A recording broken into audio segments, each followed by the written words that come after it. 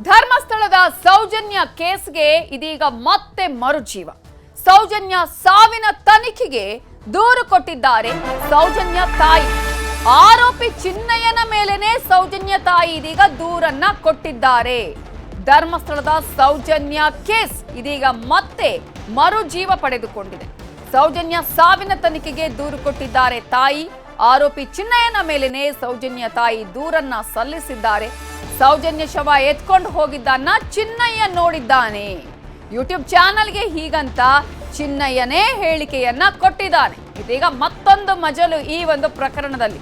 ಚಿನ್ನಯ್ಯನ ಹೇಳಿಕೆ ಬಗ್ಗೆ ತನಿಖೆ ಮಾಡಲು ಸೌಜನ್ಯ ತಾಯಿ ದೂರನ್ನ ಸಲ್ಲಿಸಿದ್ದಾರೆ.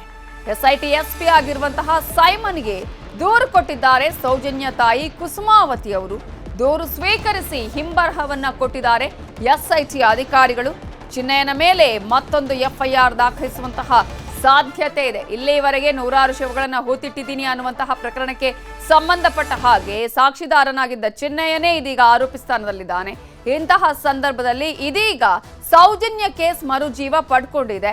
ಈ ಒಂದು ಪ್ರಕರಣ ಬೇರೆ ಬೇರೆ ಆಯಾಮಗಳನ್ನ ಪಡೆದುಕೊಳ್ತಾ ಇದೆ. ಮತ್ತೊಂದು ಮಜಲನ್ನ ಇದೀಗ ಪಡೆದುಕೊಳ್ತಾ ಇರುವುದನ್ನು ಗಮನಿಸ್ತಾ ಇದ್ದೀವಿ. ಸೌಜನ್ಯ ತಾಯಿ ಕುಸುಮಾವತಿ ಇದೀಗ ಚಿನ್ನಯ್ಯನ ಮೇಲೇನೆ ದೂರನ್ನ ಕೊಟ್ಟಿದ್ದಾರೆ.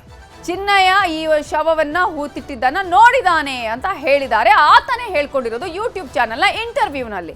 ಹಾಗಾಗಿ ಈ ಒಂದು ತನಿಖೆ ಮಾಡಬೇಕು ಅಂತ ಹೇಳಿ ಇದೀಗ ಸೌಜನ್ಯ ತಾಯಿ ಕುಸುಮಾವತಿ ಎಸ್ಐಟಿಗೆ ದೂರನ್ನ ಕೊಟ್ಟಿದ್ದಾರೆ.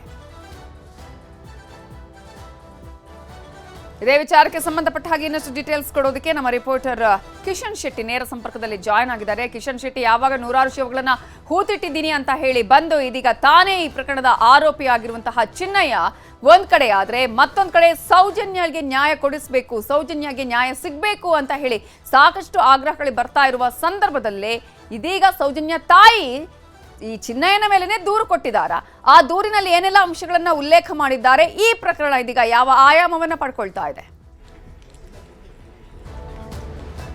Navita, mask man Chinnayya YouTube ಚಾನೆಲ್ಗಳಿಗೆ ಒಂದು ಇಂಟರ್ವ್ಯೂ ಅನ್ನ ಕೊಟ್ಟಿದ್ದ. ಆ ಸಂದರ್ಶನದ ವೇಳೆಯಲ್ಲಿ ಆತ ಒಂದು ಹೇಳಿಕೆಯನ್ನು ಹೇಳಿರುವಂತದ್ದು, ನಾನು ಸೌಜನ್ಯ ಮೃತದೇಹವನ್ನ ಕೆಲವಷ್ಟು ಜನ ಹೊತ್ಕೊಂಡು ಹೋಗಿರೋದನ್ನ ನೋಡಿದ್ದೀನಿ ಎಂಬ ಹೇಳಿಕೆಯನ್ನ ಕೊಟ್ಟಿದ್ದ. ಹಾಗಾಗಿ ಆ ಹೇಳಿಕೆ ಅನುಸಾರವಾಗಿ ಇವತ್ತು ಎಸ್ಐಟಿಗೆ ಸೌಜನ್ಯ ಅವರ ತಾಯಿ ಕುಸುಮಾವತಿ ಒಂದು ದೂರನ್ನ ಕೊಟ್ಟಿದ್ದಾರೆ. ಎಸ್ಐಟಿ ಎಸ್ಪಿ ಸೈಮನ್ ಅವರ ಜೊತೆ ಈಗ ದೂರನ್ನ ಕೊಟ್ಟಿರುವಂತದ್ದು. ದೂರಿನ ಸಾರಾಂಶ ಏನಿದೆ ಅಂತ ಹೇಳಿದ್ರೆ, ನಾನು ಆ ಒಂದು ಸಂದರ್ಶನದಲ್ಲಿ ಚಿನ್ನಯ್ಯ ಏನಿದ್ದಾನೆ ಆತ ಒಂದು ಹೇಳಿಕೆಯನ್ನ ಕೊಟ್ಟಿದ್ದೇನೆ, ಗಮನಿಸಿದ್ದೇನೆ. ಆತ ಹೇಳಿರುವಂತದ್ದು, ನನ್ನ ಮಗಳಾದ ಸೌಜನ್ಯ ಅವಳ ಮೃತದೇಹವನ್ನ ಯಾರೋ 4 ಮಂದಿ ಹೊತ್ಕೊಂಡು ಹೋಗ್ತಾ ಇದ್ರು ಕಾಡಿನಲ್ಲಿ ಅನ್ನೋದನ್ನ ಆತ ನೋಡಿದ್ದೇನೆ ಎಂಬ ಹೇಳಿಕೆಯನ್ನ ಆ ಸಂದರ್ಶನದಲ್ಲಿ ಕೊಟ್ಟಿದ್ದ. ಹಾಗಾಗಿ ಈ ಹೇಳಿಕೆ ಬಗ್ಗೆ ಆತನ ವಿಚಾರಣೆ ಮಾಡಬೇಕು, ಆತನಿಂದ ಸತ್ಯವನ್ನ ಬಾಯ್ಬಿಡಿಸಬೇಕು ಎಂಬ ಅರ್ಥದಲ್ಲಿ ಒಂದು ಹೇಳಿಕೆಯನ್ನ, ಒಂದು ದೂರನ್ನ ಕೊಟ್ಟಿರುವಂತದ್ದು. ಈ ನಿಟ್ಟಿನಲ್ಲಿ ಆ ದೂರನ್ನ ಎಸ್ಐಟಿ ಸ್ವೀಕರಿಸಿದೆ ಮತ್ತು ಈ ಬಗ್ಗೆ ತನಿಖೆಯನ್ನ ಮಾಡೋದಾಗಿ ಕೂಡ ಹಿಂಬಾರವನ್ನ ಬರೆದುಕೊಟ್ಟಿದೆ.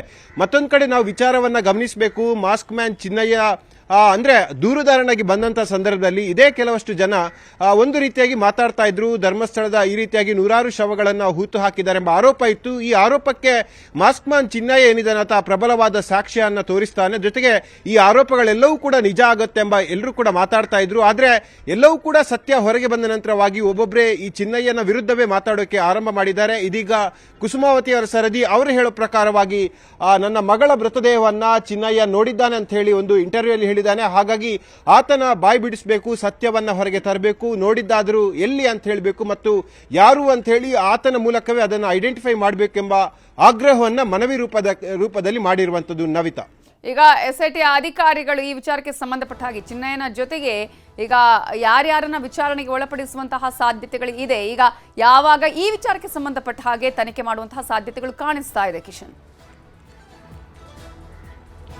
ಆ ಎಸ್ಐಟಿ ಅವರೊಂದು ಹಿಂಬರವನ್ನ ಬರೆದುಕೊಟ್ಟಿರುವಂತದ್ದು. ಆ ಹಿಂಬರದಲ್ಲಿರುವಂತದ್ದು ತನಿಖೆಯ ಪ್ರಗತಿಯ ಹಂತದಲ್ಲಿ ನಾವು ಈ ವಿಚಾರವನ್ನ ಕೂಡ ಪರಿಗಣನೆಗೆ ತೆಗೆದುಕೊಳ್ತೀವಿ. ಆತನ ಸಂದರ್ಶನದ ಒಂದು ತುಣುಕನ್ನ ಆಧಾರವಾಗಿ ಇಟ್ಕೊಂಡು ಚಿನ್ನಯ್ಯನ ವಿಚಾರಣೆ ಮಾಡ್ತೀವಿ. ಇದು ಎಲ್ಲಿ ನೋಡಿರೋದು, ಯಾವಾಗ ನೋಡಿರೋದು, ಜೊತೆಗೆ ನೋಡಿರೋದಾದ್ರೆ ಯಾವ ಸ್ಥಳ ಮತ್ತು ಆತ ನೋಡಿರುವ ಸಂದರ್ಭದಲ್ಲಿ ಯಾವೆಲ್ಲ ಜನರು ಇದ್ರು ಎಂಬುದರ ಬಗ್ಗೆ ನಾವು ಆತನ ತನಿಖೆಯನ್ನ ಮಾಡ್ತೀವಿ ಎಂಬ ಹಿಂಬರವನ್ನ ಕೊಟ್ಟಿರುವಂತದ್ದು. ಈ ನಿಟ್ಟಿನಲ್ಲಿ ತನಿಖೆ ಬಹಳಷ್ಟು ವಿವಿಧ ಆಯಾಮಗಳಲ್ಲಿ ಹೋಗ್ತಾ ಇದೆ. ಯಾಕೆಂದ್ರೆ ಮಹಜರು ಪ್ರಕ್ರಿಯೆ ಆದ ಬಳಿಕವಾಗಿ ಆತನಿಗೆ ಆಶ್ರಯ ಕೊಟ್ಟಂತವರಿಗೆ ನೋಟಿಸ್ ಕೊಡುವಂತ ಕೆಲಸಗಳು ಕೂಡ ಆಗ್ತಾ ಇದೆ. ಜೊತೆಗೆ ಈಗ ಈಗಾಗಲೇ ಚಿನ್ನಯ್ಯನ ಕುಟುಂಬಸ್ಥರಾಗಿರ್ಬೋದು ಆತನೇ ಹೇಳಿರೋ ಪ್ರಕಾರವಾಗಿ ನಾವು ಒಬ್ಬ ಮಾಡಿರೋ ಕೆಲಸ ಅಲ್ಲ, ಸುಮಾರು 6 ಮಂದಿ ಸೇರಿ ಇದನ್ನ ಮಾಡಿರೋದು, ಅದರಲ್ಲಿ ನನ್ನ ಅಣ್ಣನೂ ಕೂಡ ಇದ್ದಾನೆ, ತಾನಾಸಿ ಕೂಡ ಇದ್ದಾನೆ ಅನ್ನೋದನ್ನ ಹೇಳಿರುವಂತದ್ದು. ಹಾಗಾಗಿ ಅವತ್ತಿನ ಕಾಲದಲ್ಲಿ ಚಿನ್ನಯ್ಯನ ಜೊತೆಗಿದ್ದಂತಹ ಸಹೋದ್ಯೋಗಿಗಳು ಅಂದ್ರೆ ಆತನ ಜೊತೆ ಇರುವಂತಹ ಸಫಾಯಿ ಕರ್ಮಚಾರಿಗಳನ್ನ ಈಗಾಗಲೇ ಒಂದರ್ಥದಲ್ಲಿ ವಿಚಾರಣೆಯನ್ನ ಮಾಡಿದ್ದಾರೆ. 2 ಸಲ ವಿಚಾರಣೆಯನ್ನ ಎಸ್ಐಟಿ ಪಡ್ಕೊಂಡಿದೆ. ಅವರ ಹೇಳಿಕೆಗಳನ್ನು ಕೂಡ ಪಡೀತಾ ಇದೆ, ದಿನಕ್ಕೊಂದು ತಿರುವುಗಳನ್ನ ಪಡೆಯುತ್ತಾ ಇದೆ. ಈ ಹಿನ್ನೆಲೆಯಲ್ಲಿ ಇವತ್ತು ಕೂಡ ಕೆಲವಷ್ಟು ಜನರ ಮನೆಗೆ ಹೋಗಿ ವಿಚಾರಣೆ ಮಾಡುವಂತ ಕೆಲಸಗಳನ್ನು ಕೂಡ ಎಸ್ಐಟಿ ಮಾಡಿದೆ. ಅದು ಚಿನ್ನಯ್ಯನ ಕುಟುಂಬಸ್ಥರಾಗಿರ್ಬೋದು, ಆತನ ಸ್ನೇಹಿತ ವರ್ಗ ಆಗಿರ್ಬೋದು, ಜೊತೆಗೆ ಆತನಿಗೆ ಆಶ್ರಯ ಕೊಟ್ಟಂತವ್ರು ಅಂದ್ರೆ ಈ ಹಿಂದೆ ಆಶ್ರಯ ಕೊಟ್ಟಂತವ್ರು ಆಗಿರ್ಬೋದು, ಅವರ ಮನೆಗಳಿಗೆ ಹೋಗಿ ಸಂಪರ್ಕವನ್ನ ಮಾಡಿ ಅವರಿಂದ ಅತಿ ಹೆಚ್ಚಿನ ಮಾಹಿತಿಯನ್ನು ಪಡ್ಕೊಂಡಿದ್ದಾರೆ.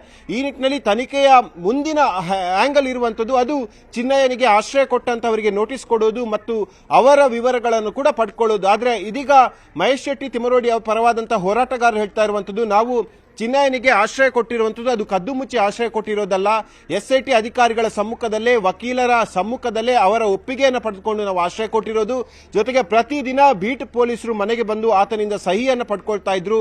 ಯಾವುದೇ ರೀತಿಯಾಗಿ ಇಲ್ಲಿ ಕದ್ದು ಮುಚ್ಚಿ ಮಾಡುವಂತಹ ಯಾವುದೇ ವ್ಯವಹಾರಗಳಿಲ್ಲ, ಎಲ್ಲವೂ ಕೂಡ ಸಿಸಿ ಕ್ಯಾಮೆರಾದ ಎದುರೇ ಆಗಿರುವಂತದ್ದು, ಎಲ್ಲವೂ ಕೂಡ ಬಟಾಬಯಲಾಗುತ್ತೆ ಅನ್ನೋ ಅರ್ಥದಲ್ಲಿ ಹೋರಾಟಗಾರರು ಹೇಳಿಕೆಯನ್ನು ಕೊಟ್ಟಿರುವಂತದ್ದು. ಈ ನಿಟ್ಟಿನಲ್ಲಿ ಎಸ್ಐಟಿಯ ಮುಂದಿನ ತನಿಖೆಯ ನಡೆ ಅದು ಬಹಳ ನಿಗೂಢವಾಗಿದೆ. ಇನ್ನೊಂದು ಕಡೆ ಬೆಳ್ತಂಗಡಿ ಕೋರ್ಟ್ ಒಂದು ಅರ್ಜಿಯನ್ನು ಸಲ್ಲಿಸಿರುವಂತದ್ದು. ಚಿನ್ನಯ್ಯ ಈಗ ಕೇವಲ ದೂರುದಾರ ಅಲ್ಲ, ಆತ ಒಬ್ಬ A1 ಆರೋಪಿ. ಹಾಗಾಗಿ ಸುಮಾರು 10 ಸೆಕ್ಷನ್ಗಳ ಅಡಿಯಲ್ಲಿ ಆತನ ವಿರುದ್ಧ ಪ್ರಕರಣವನ್ನ ದಾಖಲಿಸಿಕೊಳ್ಳೋಕೆ ಕೋರ್ಟಿಗೆ ಅರ್ಜಿಯನ್ನ ಮಾಡಿದ್ದಾರೆ. ಹಾಗಾಗಿ ಕೋರ್ಟ್ ಮೂಲಕ ಈ ಅರ್ಜಿಯ ಸಾರಾಂಶ, ಈ FIR ಆಗಿರಬಹುದು ಮತ್ತು ಕೇಸಿನ ಹಿನ್ನೆಲೆ ಮತ್ತು ಪ್ರಕರಣದ ಇಲ್ಲಿ ತನಕದ ಪ್ರಗತಿಯ ಹಾದಿ ಆ ಕೋರ್ಟ್ನಲ್ಲಿ ಭದ್ರವಾಗಿರುತ್ತೆ. ಹಾಗಾಗಿ ಅಂಥ ಡಾಕ್ಯುಮೆಂಟ್ಗಳನ್ನ ಯಾರೂ ಕೂಡ ತೆಗೆದುಕೊಳ್ಳಬಾರದು, ಈ ನಿಟ್ಟಿನಲ್ಲಿ ಗೌಪ್ಯತೆಯನ್ನ ಕಾಪಾಡಿ ಎಂಬ ಮನವಿಯನ್ನ ಕೋರ್ಟಿಗೆ ಎಸ್ಐಟಿ ಅವರಿಗೆ ಅರ್ಜಿಯನ್ನ ಸಲ್ಲಿಸಿರುವಂತದ್ದು. ಹಾಗಾಗಿ ಬಹಳ ಡೆವಲಪ್ಮೆಂಟ್ಗಳು ಬೆಳ್ತಂಗಡಿಯ ಎಸ್ಐಟಿ ಕಚೇರಿಯಲ್ಲಿ ಆಗ್ತಾ ಇದೆ. ಒಂದು ಕಡೆ ಮಾಸ್ಕ್ ಮ್ಯಾನ್ ಚಿನ್ನಯ್ಯನ ಹಂತ ಹಂತವಾದ ವಿಚಾರಣೆ ಆಗ್ತಾ ಇದೆ, ಮತ್ತೊಂದು ಕಡೆ ತನ್ನ ಮಗಳು ಕಳೆದು ಹೋಗಿದ್ದಾಳೆ ಧರ್ಮಸ್ಥಳದಲ್ಲಿ, ನನ್ನ ಮಗಳು ಅನನ್ಯ ಭಟ್ಟಿಗೆ ಅನ್ಯಾಯ ಆಗಿದೆ ಅನ್ನೋ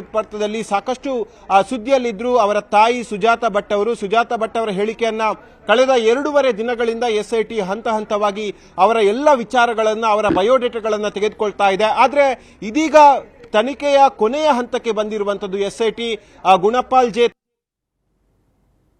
ಪ್ರಶ್ನೆಗಳನ್ನ ಸುಜಾತ ಭಟ್ಟಿಗೆ ಕೇಳಿದ್ದಾರೆ. ಅವರ ಪ್ರಶ್ನೆಗಳಿಗೆ ಉತ್ತರವನ್ನ ಕೊಡಲಾರದೆ ಸಾಕಷ್ಟು ಗಲಿಬಿಲಿಗೊಂಡಿದ್ದಾರೆ ಸುಜಾತ ಭಟ್ ಅವರು. ಹಾಗಾಗಿ ಅವರು ಸುಳ್ಳು ದೂರನ್ನ ಹೇಳಿದ್ದಾರೆ, ಸುಳ್ಳು ಪಾತ್ರವನ್ನ ಸೃಷ್ಟಿ ಮಾಡಿದ್ದಾರೆ ಎಂಬ ಆರೋಪ ಕೂಡ ದೃಢ ಆಗ್ತಾ ಇದೆ. ಈ ನಿಟ್ಟಿನಲ್ಲಿ ಅವರನ್ನ ಕೂಡ ಇವತ್ತು ವಶಕ್ಕೆ ಪಡೆದುಕೊಳ್ಳುವಂತಹ ಸಾಧ್ಯತೆ ಅಧಿಕವಾಗಿ ಕಂಡು ಬರ್ತಾ ಇರುವಂತದ್ದು. Navitha, thank you Kishan Shetty ಡೀಟೇಲ್ಸ್ಗೆ.